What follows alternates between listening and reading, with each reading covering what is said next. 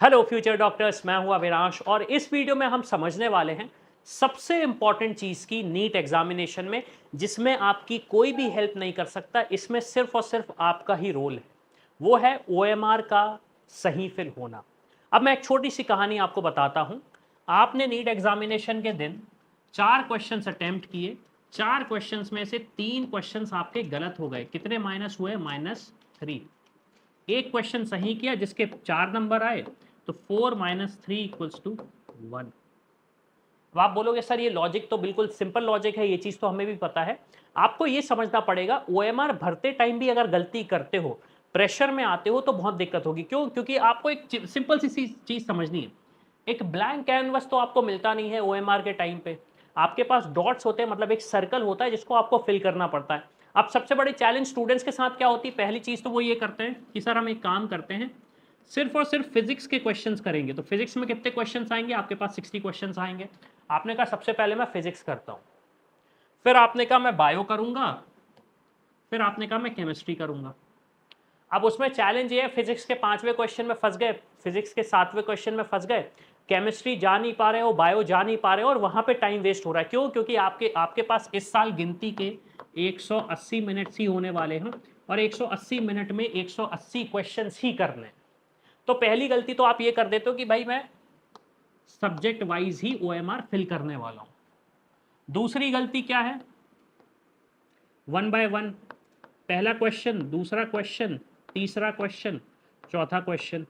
अब उसमें भी चैलेंज क्या आता है स्टूडेंट्स को? भाई पहले क्वेश्चन में आपने मान लीजिए 1 मिनट लगा, दूसरे क्वेश्चन में 1 मिनट लगा, तीसरे क्वेश्चन में 2 मिनट लग गए, चौथे क्वेश्चन में 1 मिनट लगा। तो टोटल कितना हो गया आपका? 1 1 1 3 5 मिनट्स। 4 5 मिनट लगे आपके 4 क्वेश्चन सॉल्व करने में। तो ये 1 मिनट आपको लग रहा है बहुत छोटा है, इसको कवर अप कर लोगे। लेकिन जब हम 180 क्वेश्चंस की बात करें, 180 मिनट की जब बात करें, तो कहानी बहुत ज्यादा बदल जाती है। कहानी बहुत ज्यादा बदल जाती है। और लास्ट मिस्टेक,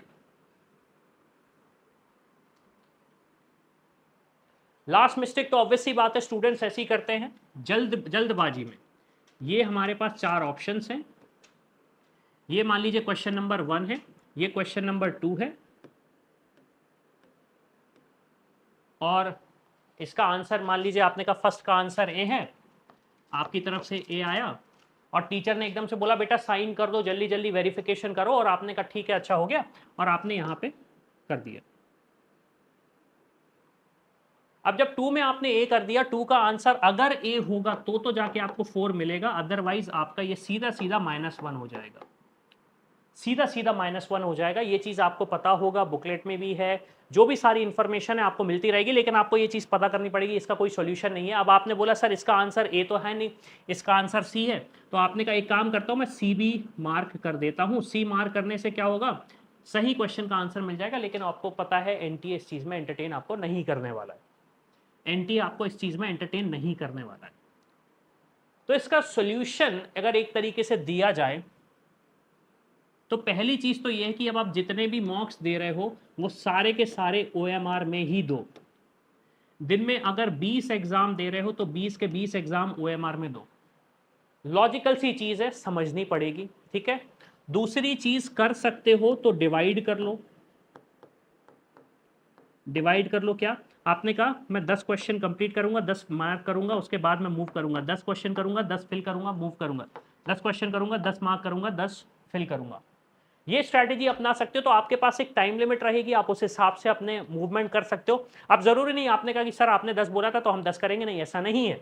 आपने कहा सर मुझे 5 करना है, मुझे 3 करना है, मुझे 20 करना है। हालांकि 20 जैसा नंबर नहीं लेना चाहिए, लेकिन हाँ कर सकते हो, डिपेंडिंग अपॉन, ऊपर नीचे कर सकते हो आप। उससे ये रहेगा कि आपके पास कंट्रोल रहेगा आपके आंसर्स का, आपके टाइम का। अब आप सोचोगे सर इस वीडियो की बिल्कुल भी जरूरत नहीं थी, हमें तो सिर्फ काउंसलिंग के बारे में जानना था, ओएमआर हमें फिल करते बनती है। आई एग्री, लेकिन आपको ओएमआर यहां वीडियो देखते टाइम बन रही है वो ठीक है, लेकिन ओएमआर में गड़बड़ी अगर आपने एग्जाम के टाइम पे कर दी, तो चाहे आप वीडियो देखो चाहे कुछ करो, आपको नंबर नहीं मिलने वाले। और इसमें आपने बोला कि सर मैंने ओएमआर में एक काम किया है, मैंने सारी चीजें सही फिल करी हैं, लेकिन आपने अपना रोल नंबर गलत फिल कर दिया, जो भी अदर डिटेल्स है वो गलत फिल कर दिए तो भी आपकी OMR एक तरीके से इनवैलिडेट हो जाएगी। और ऑब्वियस सी बात है एनटीए इस चीज़ को एंटरटेन नहीं करेगा, सर मैं मार्क ए करना चाहता था मार्क बी हो गया, तो आप उस चीज़ को मिटिगेट कर दो। एनटीए आपको OMR शीट आपकी शो करा देगा लेकिन वो आपको चेंज करने का मौका नहीं देगा, तो ये सारी चीज़ें आपको समझनी पड़ेंगी। अब OMR सबमिट करते करते आपको ये तो पता ही चल रहा होगा कि आपके नंबर कितने आ रहे हैं। आपने कहा सर मेरे नंबर 400 आ रहे हैं, मेरे नंबर 500 आ रहे हैं, मेरे नंबर 600 आ रहे हैं, तो गवर्नमेंट मेडिकल कॉलेज मिलेगा नहीं मिलेगा इन नंबरों पे मेरे पास कौन सा कोटा है, इसके सारे वीडियो बनाए हैं। लेकिन अगर आप चैनल पे पहली बार आए हो तो आप हमारा रैंक प्रेडिक्टर यूज करो, लिंक डिस्क्रिप्शन में आपको मिल जाएगा। जो भी आपका रैंक आ रहा है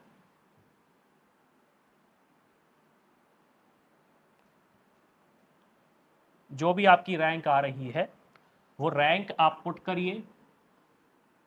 आपने कहा सर मेरे 600 नंबर आ रहे हैं, 600 नंबर पुट करिए, आपको दिख जाएगा कि एवरेज रैंक कितनी आ रही है।